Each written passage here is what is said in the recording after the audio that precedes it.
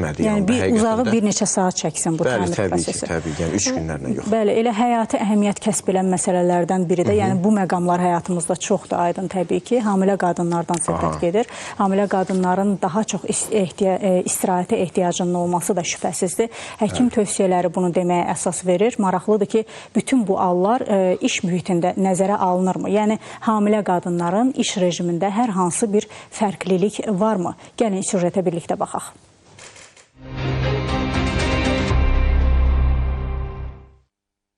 Rusiyada hamilə qadınların iş rejiminin yüngülləşdirməsi ilə bağlı yeni təşəbbüs irəli sürülüb. Belə ki, hamilə qadınların günlük iş saatlarının 6 saata endirilməsi və əmək haqqlarının tam ödənilməsi barədə qanunvericiliyə təkliflər olunub. Bəs Azərbaycanda hamilə qadınların həftəlik iş saatlarının azaldılması mümkündürmü? Bununla bağlı qanunvericiliyə hər hansı bir təklif oluna bilərmi?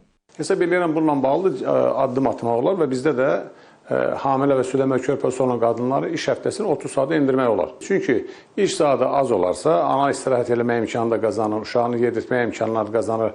Həm sağlıq baxımından, eyni zamanda psixoloji baxımdan bütün bunların hamısının anaya xeyri var. Təbii ki, bunlar hamısı hesablanıb. Bəs ölkədə hamilə qadınlar və 3 yaşına dək uşağı olan qadınlar üçün iş vaxtı necə müəyyən olunub? Hamilə qadınların və 3 yaşındakı uşağı olan qadınların iş vaxtının artıq saatlarda işlərin görülməsi, cəlb edilməsi yol verilməzdir. Eyni zamanda həmin şəxslərdə də iş saatının müddəti həftəlik 36 saata qədər qısaldılır. Yenidən təkrar nəzərinə çatdırıram ki, bu pozuntu tərəfimizdən aşkar olunarsa 198.1.5-ci maddəyə əsasən cərimə olunurlar. Hamilə və 14 yaşındakı uşağı olan qadınların gecə saatlarında işlərin görülməsindən cəlb etmək, o cümlədən qeyri-iş günlərində, bayram günlərində, istirahət günlərində onların artıq iş saatlarında işlərin görülməsindən cəlb edilməsi yol verilməzdir. Həmçinin onların yazılı razılığı olmadan ezamiyyətlərə göndərilməsi də yol verilməzdir.